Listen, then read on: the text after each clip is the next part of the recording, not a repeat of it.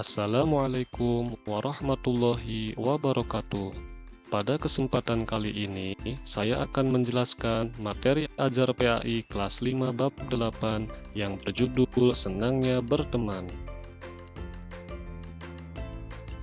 Bagaimana pendapat kalian tentang gambar di atas? Apakah sudah benar yang mereka lakukan, berteman walaupun berbeda agama? Mengapa kita harus berteman dengan orang yang berbeda agama? Apakah kalian tahu bahwa di negara kita ada beberapa agama yang diakui oleh pemerintah? Coba kalian sebutkan agama-agama tersebut. Apakah di sekitar tempat tinggal kalian terdapat orang yang berbeda agama? Menurut kalian, apakah kita bisa tetap hidup rukun dan damai dengan perbedaan tersebut? Tentunya sangat indah ya, jika kita bisa hidup rukun dan damai. Agama yang diakui di Indonesia diantaranya adalah Islam, Kristen Katolik dan Protestan, Hindu, Buddha, dan Konghucu. Islam hadir sebagai rahmat bagi seluruh alam, tidak terkecuali bagi mereka yang tidak memeluk agama Islam atau non-Muslim. Islam membawa kedamaian bagi seluruh umat beragama. Umat manusia memiliki teladan yang mulia, yaitu Rasulullah Shallallahu Alaihi Wasallam. Banyak kisah Rasulullah Shallallahu Alaihi Wasallam yang memperlihatkan hubungannya dengan pemeluk agama selain Islam. Ini menjadi teladan bagi kita untuk berteman tanpa membedakan agama. Kisah Rasulullah dan pengemis Yahudi buta. Dahulu ada seorang pengemis Yahudi buta yang sering duduk di sudut pasar Madinah. Setiap orang yang mendekat kepadanya, ia selalu mengatakan, "Wahai saudaraku, jangan dekati Muhammad.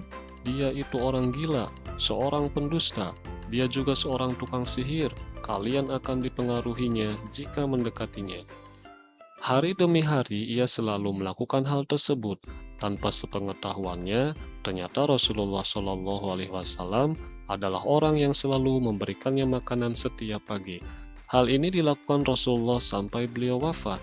Setelah beliau wafat, tidak ada lagi yang memberi makan dan menyuapi si pengemis Yahudi buta itu. Suatu hari, sahabat Nabi Abu Bakar As-Siddiq berkata kepada anaknya yang juga istri tercinta Rasulullah Shallallahu Alaihi Wasallam, Aisyah radhiyallahu anha, "Anakku, adakah perbuatan baik keseharian Rasulullah yang belum kukerjakan?" Aisyah menjawab ayahnya, "Ayahku, Rasulullah setiap pagi selalu pergi ke ujung pasar dengan membawa makanan untuk seorang pengemis Yahudi buta yang berada di sana." Keesokan paginya Abu Bakar melakukan hal yang sama seperti Rasulullah Shallallahu Alaihi Wasallam lakukan. Ketika Abu Bakar mulai menyuapinya, si pengemis marah karena ia bukan orang yang biasa menyuapinya. Abu Bakar masih belum mengakui jika ia memang bukanlah orang yang biasa menyuapi pengemis itu. "Bukan, kau bukan orang yang biasa menyuapiku. Aku tahu, karena orang yang selalu menyuapiku, dia menghaluskan dahulu makanan itu di mulutnya, lalu diberikan kepadaku," kata pengemis itu. Abu Bakar tidak dapat menahan tangisnya, sambil berkata, "Aku memang bukan orang itu. Orang mulia itu sudah wafat. Beliau adalah Muhammad Shallallahu Alaihi Wasallam." Mendengar hal itu, si pengemis terkejut dan merasa bersalah karena selama ini telah menghina dan memfitnah Rasulullah Shallallahu Alaihi Wasallam. Hal itu membuat si pengemis menangis terseduh-seduh. Ia sadar betapa mulia orang yang selama ini dimaki-maki, tak pernah membalasnya dengan perbuatan yang sama, melainkan tetap berlaku kasih. Karena terketuk kemuliaan akhlak Rasulullah Shallallahu Alaihi Wasallam, akhirnya si pengemis Yahudi buta tersebut menyatakan masuk Islam dengan bersyahadat di hadapan Abu Bakar. Dalam cerita tadi mengajarkan kita tentang berbuat baik kepada siapa saja, tidak peduli dengan agama mereka. Jika mereka membutuhkan bantuan, maka kita harus tolong. Begitu juga dengan berteman. Kita tidak boleh membeda-bedakan teman karena berbeda agama.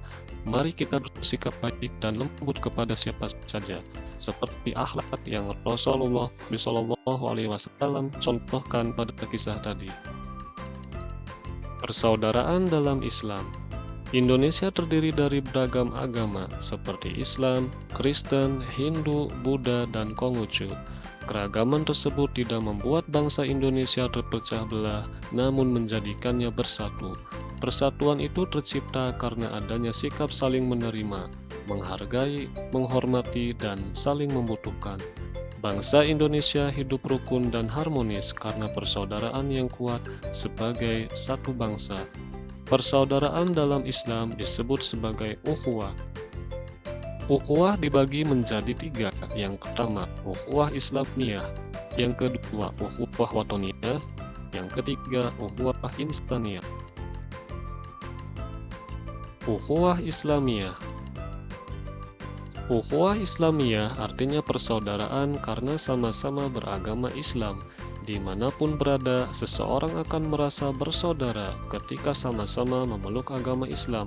Tidak peduli dari suku, bangsa, atau dari benua apa, Islam menjadikannya bersaudara. Ukhuwah watoniyah. Waton artinya tanah air, tempat kelahiran, tanah tumpah darah, atau kampung halaman. Ukhuwah watoniyah merupakan persaudaraan didasarkan satu bangsa. Seperti halnya kita hidup di Indonesia dengan berbagai suku bangsa, agama, dan adat istiadat yang berbeda, tetapi kita tetap bersaudara, yaitu saudara sebangsa Indonesia. Ukhuwah insaniyah. Ukhuwah insaniyah yaitu persaudaraan karena sesama manusia ciptaan Allah, tidak melihat seorang karena agamanya, sukunya, bangsanya, dan golongannya, tetapi sebagai umat manusia. Indonesia dengan banyak keanekaragaman suku, agama, dan budaya, maka ukhuwah watoniyah bisa menjadi jalan pemersatu. Ukhuwah watoniyah menciptakan persaudaraan sesama warga yang tinggal di wilayah yang sama walaupun tidak seagama ataupun tidak satu suku. Ukhuwah watoniyah memiliki peranan besar dalam menciptakan persatuan dan kesatuan. Sebagaimana firman Allah Subhanahu wa taala dalam Quran surat Al-Hujurat ayat 13 yang berbunyi, Bismillahirrahmanirrahim. Ya ayyuhan nasu inna khalaqnakum min dzakarin wa untha wa ja'alnakum syu'uban wa qabaila lita'arafu. Inna akramakum 'indallahi atqakum. Innallaha alimun khabir. Wahai manusia, sesungguhnya kami telah menciptakan kamu dari seorang laki-laki dan perempuan. Kemudian kami menjadikan kamu berbangsa-bangsa dan bersuku-suku agar kamu saling mengenal.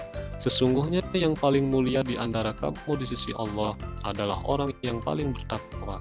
Sesungguhnya Allah Maha Mengetahui lagi Maha Teliti. Hikmah berteman tanpa membedakan agama. 1. Menciptakan perdamaian. 2. Mempererat tali persaudaraan. 3. Dicintai oleh Allah. 4. Disukai banyak orang. Dan 5. Menjadikan pribadi yang rendah hati. Hikmah yang pertama, menciptakan perdamaian. Sikap saling menerima perbedaan antar sesama manusia dapat menciptakan perdamaian.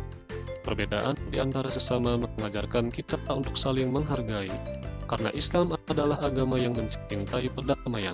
Kedamaian di kalangan umat Islam seharusnya menjadi contoh kepada pemeluk agama lain. Hikmah yang kedua, mempererat tali persaudaraan. Wilayah negara Indonesia yang terbentang dari Sabang sampai Merauke ini memiliki beragam suku, agama, dan adat istiadat. Dengan sikap tidak memandang perbedaan-perbedaan tersebut akan mempererat tali persaudaraan. Sikap ini harus ditanamkan sejak dini. Hikmah yang ketiga, dicintai oleh Allah Subhanahu wa taala. Menghargai dan menghormati setiap orang adalah sikap muslim sejati. Sebagai generasi penerus bangsa, seharusnya kita menumbuhkan sikap saling menghargai perbedaan. Akhlak yang baik dalam berteman akan mendatangkan ridha Allah Subhanahu wa taala, dan tentunya kita telah meneladani Rasulullah Shallallahu alaihi wasallam. Hikmah berikutnya, disukai banyak orang. Akhlak yang baik dalam bergaul akan membuat orang lain menyukai pribadi kita, tak terkecuali kepada orang yang berbeda agama. Dengan berteman kepada siapa saja membuat kita dicintai oleh banyak orang. Hikmah berikutnya, menjadikan pribadi rendah hati. Berteman tanpa membedakan agama menjadikan kita tidak mudah meremehkan orang lain. Sikap sombong dan merasa paling benar membuat orang lain membenci kita. Bahkan, sikap seperti itu dibenci oleh Allah Subhanahu wa Ta'ala. Sebagaimana dalam sebuah hadis dari Ibnu Mas'ud, Rasulullah Shallallahu Alaihi Wasallam bersabda, tidak masuk surga orang yang dalam hatinya ada kesombongan seberat biji zarah. Hadis riwayat Muslim. Demikian materi yang bisa saya sampaikan, kurang lebihnya mohon maaf. Terima kasih atas perhatiannya. Wassalamualaikum warahmatullahi wabarakatuh.